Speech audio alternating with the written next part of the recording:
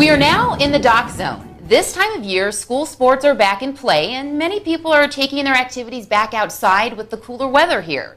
But it could be a recipe for injury. Today, Dr. Shelden Martin and Dr. David Ott from OrthoArizona join us to talk about shoulder injuries. Dr. Ott, let's go ahead and talk about what are some of the common shoulder problems you see in adults. A very common injury or condition that we see is what's called frozen shoulder. And it happens to middle-aged females for no reason. Sometimes there's an injury, but most often they just say, my shoulder began hurting, it got stiff, and it can be very, very painful, and they lose motion. We don't know the cause, but it needs to be addressed.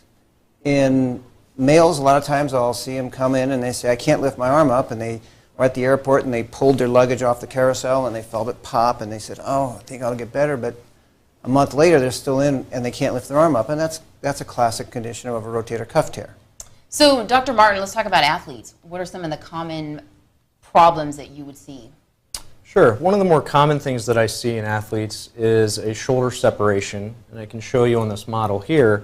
This is essentially when an athlete, for instance, goes down hard onto the field and hits their shoulder, or if a hockey player gets checked into the boards very forcefully, it can separate this joint between the clavicle or the collarbone and this part of the scapula bone, and that can separate this joint. I can also see, a lot of times I'll see shoulder dislocation injuries where the ball of the shoulder joint gets dislocated off the socket. I see lots of tendon injuries, biceps tendon, and rotator cuff injuries as well. So you both see these types of injuries. So when is it appropriate for someone to come in to see specialists like you two? Sometimes they might be scared or they wait too long, and at that point, surgery is then what they're looking at. Well, the rotator cuff injury, the guy who hurt his shoulder lifting something, that should be addressed quickly. The problem we see is that they think it's going to get better, because it does get a lot better initially. But after 2 or 3 weeks, when they still have weakness, they can't lift their arm up without a lot of pain, they need to come in. The lady who's still having difficulty trying to get her clothes on and get her arms into the sweater, the sooner they come in, the faster we can get that addressed.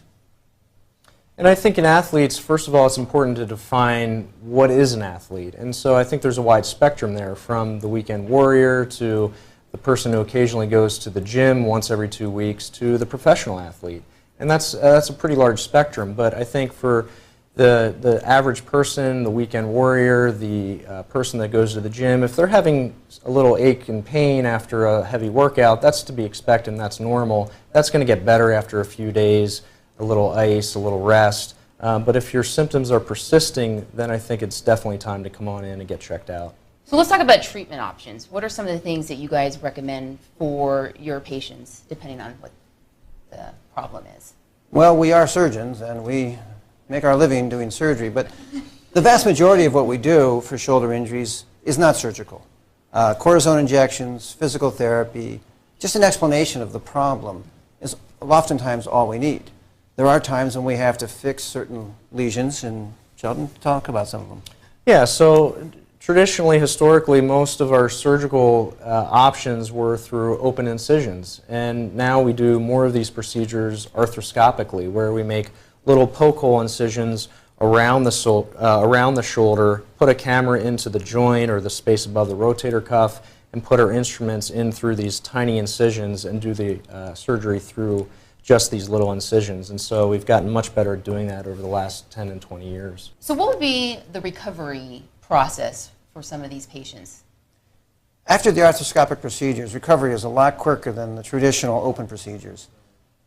They're painful, I have to admit to that, but most of these folks will go to physical therapy. There's specific restrictions we'll put upon them, but they will be able to start their motion fairly early, and once healing is moved along with physical therapy, we'll see after 6, 8, 12 weeks that they'll get active motion and very good strength. All right.